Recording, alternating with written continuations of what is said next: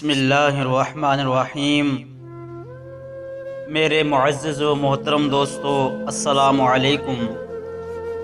دوستو، حضرت عمر کے زمانہ خلافت میں ایک شخص نے ایک بے کس و یتیم لڑکی کو اپنی بیوی کے سپرد کیا اور خاص طور پر حفاظت کے لیے کہا۔ وہ شخص چونکہ خود اکثر سفر پر رہا کرتا تھا، ایک دفعہ وہ سفر پر دوسرے ملک گیا اور کافی عرصہ باہر رہا۔ اس عرصہ میں وہ یتیم لڑکی جوان ہو گئی۔ اس شخص کی بیوی کو یہ خیال ہوا کہ یہ لڑکی تو بہت حسین و جمیل نکلی ہے، کہیں ایسا نہ ہو کہ میرا خامد سفر سے واپس آ کر اس کی خوبصورتی اور جوانی پر ریجھ جائے اور یہ لڑکی میری سوت بن جائے۔ اس سوچ کے پیش نظر اس عورت نے اپنی چند ہمسائی عورتوں کی مدد سے اس لڑکی کو شراب پلائی، اور جب یہ لڑکی بالکل مست ہو گئی تو اس کا پردہ بکارت زائل کر دیا۔ یہ سب ایک سوچی سمجھی سکیم کے تحت کیا گیا۔ لڑکی کو بے ہوشی میں کچھ پتہ نہ چل سکا۔ کچھ عرصے بعد اس عورت کا خامند سفر سے واپس آیا اور اس یتیم لڑکی کی خیریت پوچھی۔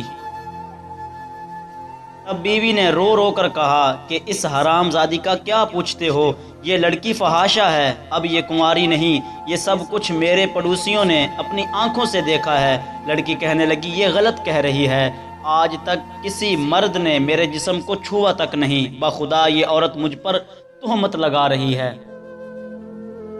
آخر یہ مقدمہ حضرت عمر کی خدمت میں پیش ہوا۔ لڑکی اپنی بے گناہی پر بار بار خدا کی قسمیں کھا رہی تھی اور اس شخص کی بیوی جرم کے گواہ پیش کر رہی تھی۔ ہمسایہ مستورات نے کہا، یا امیر المؤمنین، ہم نے اس لڑکی کو غیر مردوں سے اپنی آنکھوں سے اختلاط میں مبتلا دیکھا ہے۔ حضرت عمر نے بہت سوچا کہ ادھر مکمل گواہ اور ادھر اس لڑکی کی خدا کی قسمیں، لہٰذا گھر سے حضرت علی کو بلایا گیا اور کہا کہ آپ یہ مقدمہ سن کر فیصلہ کریں۔ آپ نے تمام مقدمہ سنا اور کہا کہ اس کا فیصلہ بالکل معمولی ہے، ابھی فیصلہ کیے دیتا ہوں۔ آپ نے کہا، گواہ عورتوں کو پیش کرو۔ گواہ عورت پیش ہوئی۔ دیکھا حضرت علی کے سامنے برہنہ تلوار رکھی ہوئی تھی، مگر وہ عورت اپنی بات پر اڑی رہی۔ تب آپ نے حکم دیا کہ اس عورت کو ایک مکان میں قید کر دو۔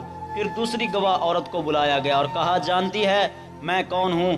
میں علی ابن ابی طالب ہوں، رسول خدا کا بھائی اور خدا کا شیر ہوں۔ یہ ننگی تلوار ہے، اگر جھوٹ بولا تو ابھی گردن اڑا دوں گا، اگر پہلی عورت کی طرح یہ کہہ دیا تو جان بخش دی جائے گی۔ یہ سن کر وہ عورت بلبلا اٹھی اور کہنے لگی، آپ میری جان بخش دیں، میں بھی پہلی عورت کی طرح سچ کہہ دیتی ہوں۔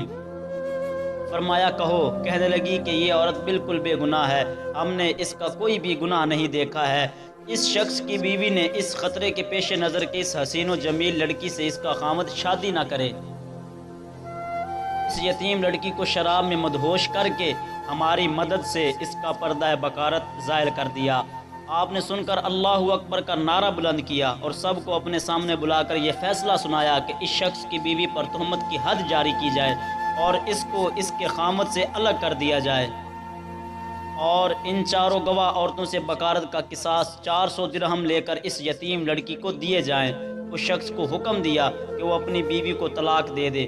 پھر اس لڑکی سے اس کا نکاح کر دیا گیا اور مہر کی رقم آپ نے جیب سے عطا فرمائی۔